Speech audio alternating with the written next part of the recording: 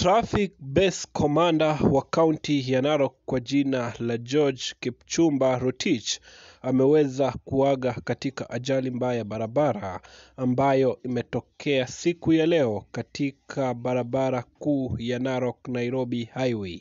Inasemekana kwamba ajali hiyo iliweza kuhusisha magari matatu na George Kipchumba aliweza kuaga papo hapo pamoja na mtu mwingine mmoja ambaye bado hajaweza kujulikana.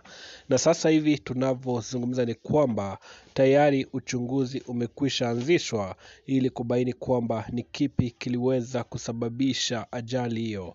Ila watu wengi mitandaoni wanaendelea kujitokeza na kumwomboleza George Kipchumba na kutuma risala zao za rambirambi kwa familia yake. Na sisi kama Vic Dimples tunafuatilia taarifa hizi, na bila shaka ujio wote ambao unazunguka kifo chake utakuwa unapata updates kwenye channel hii ya Vic Dimples. Tunaomba kwamba roho yake ikapumzike pema peponi.